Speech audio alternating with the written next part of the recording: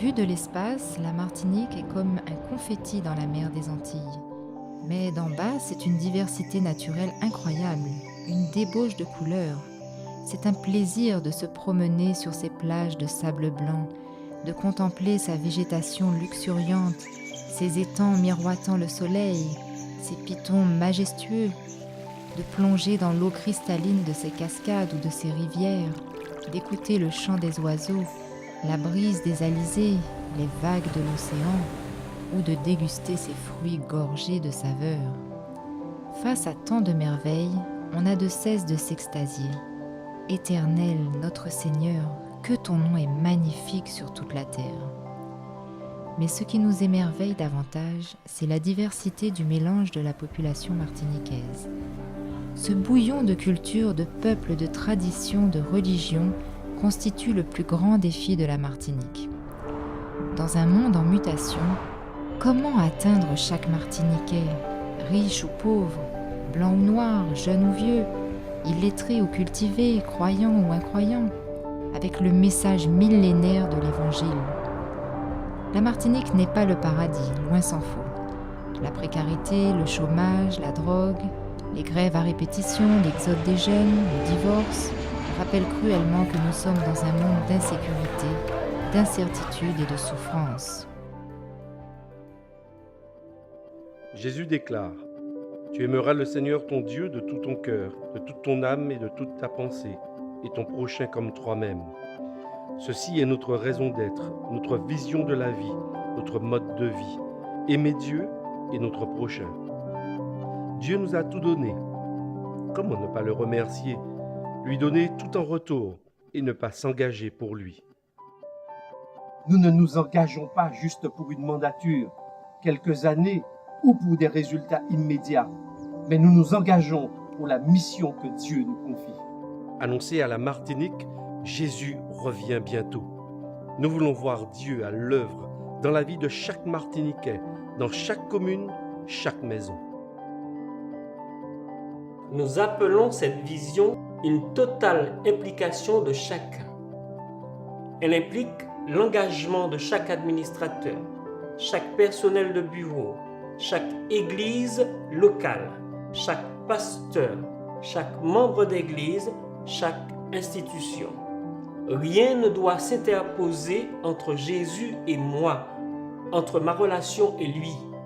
Tout mon être est tendu vers la réalisation de son projet en moi. On est dans le monde, mais on a plein de problèmes. On se demande pourquoi on a tant de problèmes. On cherche des réponses, on va demander conseil à des hommes et personne ne trouve de réponse. Donc, on vit des situations qui sont très compliquées. Je ne me posais pas de questions sur les adventistes, c'est-à-dire que les adventistes existent, mais jamais je ne serais rentrée dans un temple adventiste. Je pensais vraiment que c'était en Martinique qu'il y avait un problème et j'ai voyagé en métropole par rapport à cette activité, à Barcelone, à la Guadeloupe, et je me suis rendu compte que quel que soit l'endroit où je suis, je ne me sentais pas bien. J'étais angoissée, l'angoisse ne me quittait pas. J'étais triste, j'étais désorientée. Ça m'est déjà passé par la tête de voir qu'est-ce qu'il y a dehors, en fait. Est-ce que ce serait bien de quitter l'église? J'ai rencontré un amoureux qui n'était pas chrétien. J'ai eu 2 enfants avec lui et je suis partie sur la métropole. Et de là, je lui ai dit, bon, si tu m'aimes, tu me suis sur la métropole. Hein. Et puis il est parti, on s'est rencontrés là-bas, et puis il a décidé de se marier. On s'est mariés en métropole, mais catholique. Le 22 septembre 2013, j'ai eu un accident de plongée. Malheureusement, il n'y avait pas suffisamment d'eau et ma tête a heurté le fond. Et depuis ce jour-là, en fait, ma vie a basculé. J'ai été hospitalisé, d'abord à la MENA, ensuite en métropole. Et je peux dire que je reviens de très loin.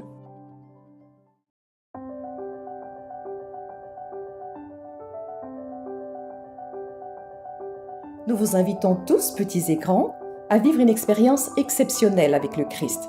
Rassemblons-nous autour de l'étude de la Bible et transmettons la connaissance de la doctrine et de l'histoire de l'Église au culte de famille, dans les classes de Bible, en petits groupes, dans les sociétés de jeunesse. C'est le moment d'étudier la parole de Dieu. C'est le moment de s'unir dans la prière pour réclamer l'effusion du Saint-Esprit. Tous ensemble, demandons à Dieu de susciter un réveil sans précédent à la Martinique. Nous visons d'entrer dans tous les foyers par la radio, Internet et la télévision et d'offrir des programmes de qualité tels qu'une grande moisson d'âmes sera préparée, non seulement à la Martinique, mais dans le monde entier, dans toute la francophonie. Nous sommes motivés par l'appel du Christ à travailler ensemble au sein d'équipes pastorales sur le terrain pour fortifier nos membres par l'enseignement des Écritures, prendre soin de nos aînés, des adultes, des jeunes, en les visitant, en les préparant à grandir tous spirituellement à la stature parfaite de Christ. Et nous mettrons en place un système d'évaluation pour permettre au corps pastoral d'être dans la dynamique de l'excellence dans le service à l'Église. À mon retour ici en Martinique, je me suis dit, mais qu'est-ce que j'ai fait? Je connais Dieu, je me suis mariée à une catholique. Alors j'ai eu ma conversion, j'ai dit, tu sais, je connais Jésus, je ne vais pas rester dans ce que j'étais pour revenir dans la même chose. Je me suis dit, bon, je vais revenir dans mon église adventiste. Je disais, mais il faut que je vois ce qu'il y a dehors, tout ça. Le problème, c'est que en découvrant, en voyant ce qui se passe, en fait, je me suis dit, mais là maintenant, si le Seigneur revient, qu'est-ce que je fais?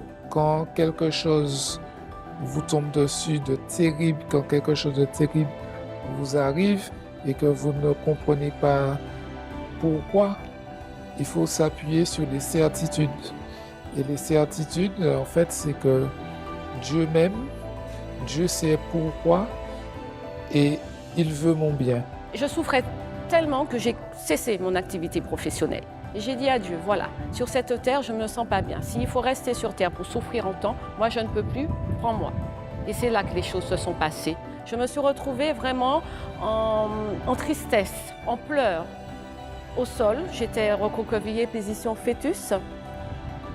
Et il y a quelque chose qui est venu à moi, qui m'a apaisée, qui m'a dit « appelle ton père ». Et c'est de là j'ai appelé mon papa. Je lui ai dit « papa, voilà, j'aurais souhaité faire des études bibliques ». Après une très grosse souffrance, j'ai crié à Dieu parce que quand on est dans le néant, on n'a plus rien d'autre à faire que de crier à l'Éternel.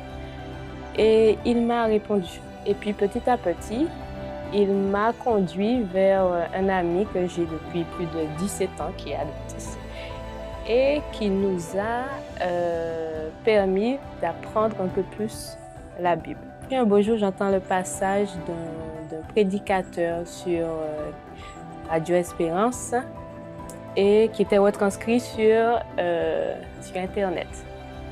Et c'était un beau passage parce qu'il nous a fait comprendre que si on n'avait pas le passeport pour pouvoir rentrer dans le royaume des cieux, qu'on resterait à terre. Et là, tout d'un coup, l'Esprit de Dieu s'est imprégné de moi. Il m'a dit, c'est le moment, tu iras à Morija.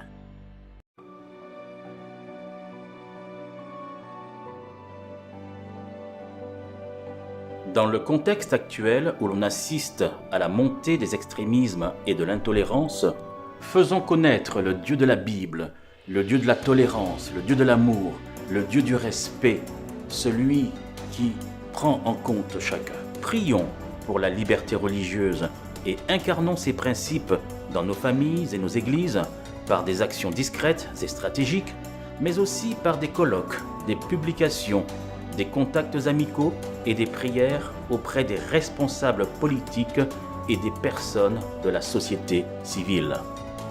Notre rêve est que la population adventiste de la Martinique devienne ce que nous avons qualifié une zone bleue, à savoir qu'ils vivent longtemps avec une grande qualité de vie, avec bien sûr une santé convenable. Nous voulons aider chaque Martiniquais à satisfaire ses besoins sociaux, physiques et émotionnels. Cela passera par des initiatives comme la promotion de l'hygiène, la prévention des addictions, des centres communautaires de proximité, des journées de prévention des addictions et aussi des conférences débats, des tournois sportifs, un plateau sportif pour se récréer, des actions humanitaires des jeunes, l'accueil et le soutien de personnes qui ont un handicap et un plan de bourse pour des étudiants méritants. Nous visons d'entrer en contact avec la population, maison par maison, répandre des ouvrages dans chaque foyer martiniquais, de conserver 100% des nouveaux baptisés, de les intégrer dans les classes de Bible et des petits groupes, d'utiliser la créativité des jeunes dans les médias, d'augmenter le nombre des élèves et des enseignants adventistes, d'appliquer la philosophie de l'éducation adventiste dans nos écoles et de développer le ministère des missionnaires médicaux. Elle commence à fêter la priorité et elle commence à poser des questions sur nos croyances. Et après ses études bibliques, en fait, ses sœurs, sa sœur jumelle et sa sœur aînée se sont baptisées et elle se prépare pour son baptême. Je me suis faite baptiser le 8 juillet et depuis, ma vie a changé. Je suis passée par les 4 guérisons. Guérison spirituelle, guérison morale, guérison physique, guérison matérielle.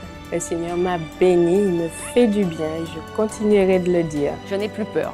Autant que je pensais que le monde, et qu'il n'existait pas un monde où je serais bien, autant qu'aujourd'hui je n'ai plus peur et je me déplace où je veux sans crainte, parce que je sais que je ne suis pas seule. Mon souhait, c'est que tout ce que j'ai connu ici, qui revient, surtout les jeunes.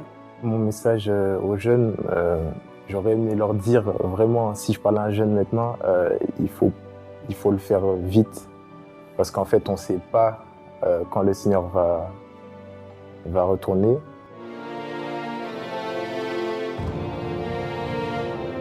Nous avons tous des talents et des dons spirituels que Dieu veut utiliser à sa gloire. Exploitons ce potentiel pour révolutionner la vie de l'Église, la vie en général. Libérons les énergies et valorisons la contribution des jeunes et des enfants. Et puis, aidons chaque jeune à identifier et à utiliser ses dons pour témoigner pour Christ. Alors, sa foi s'affermira, l'Église sera édifiée, la population sera évangélisée et Dieu sera glorifié. Une mission des chefs de département est de former et d'équiper toutes sortes de personnes pour annoncer l'Évangile et servir Dieu avec excellence, joie et enthousiasme. Nous offrirons des formations aux pasteurs, aux anciens, aux prédicateurs laïcs, aux responsables de département des églises locales, aux animateurs de l'école du sabbat, aux nouveaux baptisés, aux chefs guides, aux instructeurs des clubs de jeunesse, aux animateurs de petits groupes, aux animateurs de radio et de télévision, aux personnes qui ont des handicaps, aux enseignants, aux femmes, aux jeunes et aux enfants. Sans famille forte, il n'y a pas d'église forte. Nous assisterons les parents dans leur relation avec leurs enfants et la transmission de la foi.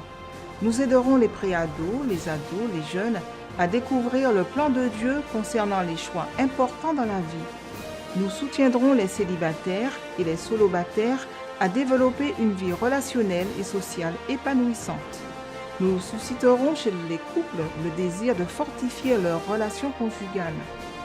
Nous encouragerons les seniors à vivre sereinement et à être des référents pour les jeunes. Le Seigneur l'a promis. Dans les derniers jours, je déverserai mon esprit sur tout être humain. Vos fils et vos filles prophétiseront, vos vieillards auront des rêves et vos jeunes gens des visions. Je déverserai mon esprit sur tout être humain, tout être humain, tout être humain.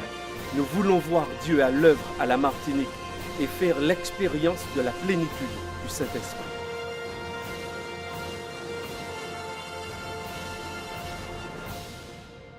Joignez-vous au mouvement de prière pour le réveil. C'est le moment de s'engager totalement pour Dieu. Je m'engage. Je m'engage. Je m'engage. Je m'engage. Je m'engage. Et toi,